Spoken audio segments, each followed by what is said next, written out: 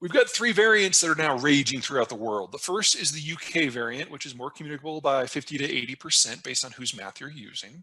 Now, as long as you get vaccinated, that's fine. The immune response that the vaccination generates is 10 times as good as what you get from natural immunity. It works versus this variant. It works versus all the variants. So as long as you can get your shots, you're good. But the new variant is already the dominant strain circulating in Europe and the United States. And by the time we get to the second week of April, it will be the dominant strain globally. Second, the very nature of the vaccination program is problematic, because if you get one shot, but not the second one for whatever reason, you have created kind of a petri dish for the virus to learn and how to adapt. Now, again, in the United States, I'm not too worried. We're showing an excellent schedule for people getting both shots, well over 95%. But in the rest of the world, I'm very concerned. I mean, look at the United Kingdom. They've been giving out as many shots per person as we have, but they've prioritized getting one shot in everyone first. That's creating a breeding ground that we really don't need. Third, the South African variant is cross-communicable with rodents. And there are mice and rats in every city that humans live in, which means it's never going away because we can't eradicate those populations. So it will always be there on the edge, which means we will always need booster shots forever.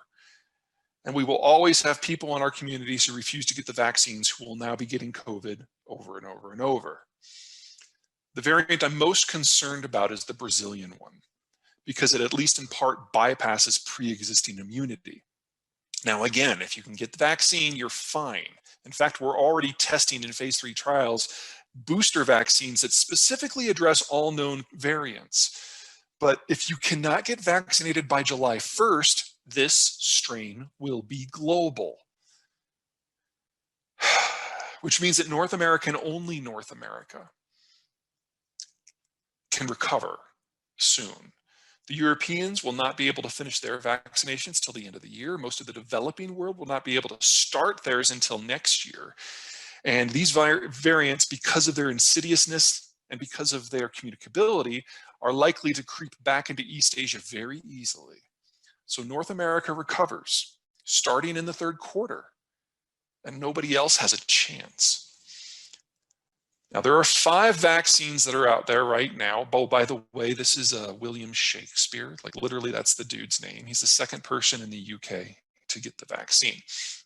Now, we've got 5 variants. The first 2, Pfizer and Moderna, these are the mRNA formula. They are, a lot of people have concerns about these because they think them of as new technology. They're not. They're actually based on technology that's 30 years old. This is gene therapy just in a shot form. Some folks are afraid it's going to alter your DNA or prevent you from having kids or change your kids. No, it doesn't do that. If you want to change somebody's genomic sequence, you have to inject them when they're a zygote. And while none of us are, you know, always accused of acting our age, I don't think any of us are zygotes. The AstraZeneca one is the one that's been in the news of late because it's, I don't know, there's some concerns that it doesn't work as well as people thought. I can't comment on that specifically. I can tell you that AZ has never even applied for approval with the Food and Drug Administration for use in the United States because their data's kind of crap. They had a problem during their phase 3 trial where a bunch of people got only a half a dose instead of a full dose. So they went back and gave more people another half a dose or another full dose, but they didn't do it in a large enough chunk of the studies to reach the numbers that the FDA required. So instead of having one big study, they had like 6 small ones. And because of that, the US is like, we'll work with the other ones until you figure that out. Novavax just applied and got approved in Canada. It's likely to be their dominant shot moving forward. And then the Johnson & Johnson one is the one I'm really excited about. It's the only one that's a single shot formula once and done, and it can be stored in a refrigerator, while the mRNA ones have to be stored in a freezer. So J&J is likely the one that's going to vaccinate most of the human population. Now, what this all tells me is right now, assuming no additional purchases, by the time we get to May 1st, there will be enough vaccines in distribution in the United States to fully vaccinate every American adult. We are likely to be able to get vaccines on a walk-in basis as soon as April 10. So this is almost done here. We'll then have a little bit of vaccine diplomacy with Canada and Mexico. We're actually shipping them some of our AstraZeneca shots right now. And both Mexico and Canada will then be fully immune probably by the end of July, maybe moving into mid-August for the Mexicans. And then we're done. Start worrying about boosters. But for the rest of the world, this is just the beginning. In fact, for the rest of the world, we're not even halfway. So the North American economic bloc recovers. But for the most part, no one else does. Now, say what you will about President Trump. One of the things he absolutely got right with his trade policy. And he set us up perfectly for this world that we're moving into. We have 5 trade deals: Mexico, Canada, South Korea, Japan, and the United Kingdom. Of those, the United Kingdom one is still in negotiation. It'll probably be finished this year. The others aren't simply signed, they're ratified, they've been implemented. And these are the 5 countries that you would want to be associated with in this world we're moving into. Collectively, they're the majority of our trade portfolio.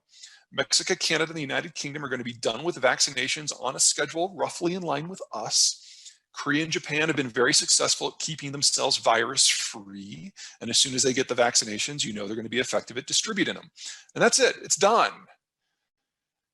For everyone else, though, no. I want to focus on 2 specific trading partners so you have an idea what's coming on. Now, there are a lot of political disputes that we have with the Chinese. They are not going away. But there's a big strategic problem that the Chinese have that most people tend to overlook. And it's the islands on this map: Japan, Taiwan, the Philippines, Indonesia, Singapore. The Chinese call them the first island chain. And there has never been a point in Chinese history where the Chinese have been able to push past the chain and interact economically with the wider world, ever, with one exception. Right now, in the American-led order, because the Chinese were a Cold War ally and everyone is on the same side in the US-led order. All the US has to do, if the goal is to destroy China as a nation, is go home. And some version of that is on offer. For the Europeans, it's a numbers game. Now, this shows the ratio of people over age 65 to children. If you're in blue, you have more children. Blue and green, you have more children. If you're in yellow, orange, or red, you have more retirees. The United States, demographically speaking, is a very young country. We only have 4 states that have more retirees than children, and they're kind of the states you would expect. I mean, 3 of those are basically retirement communities anyway.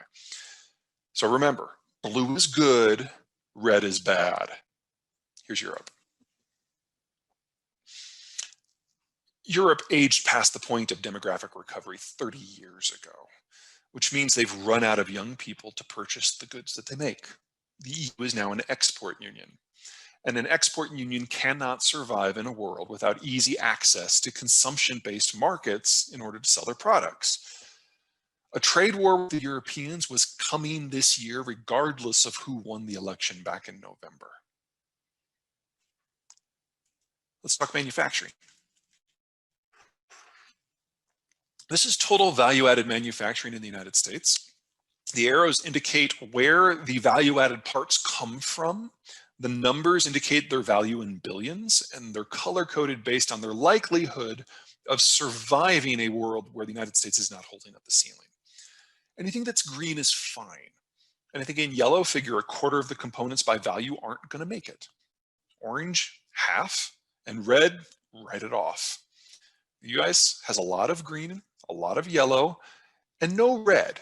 Now, that doesn't mean we're immune to what's coming, but when the total GDP exposure for the American economy is only about 10–12%, that's not all that bad. We can grow through that, particularly with some help from the Mexicans.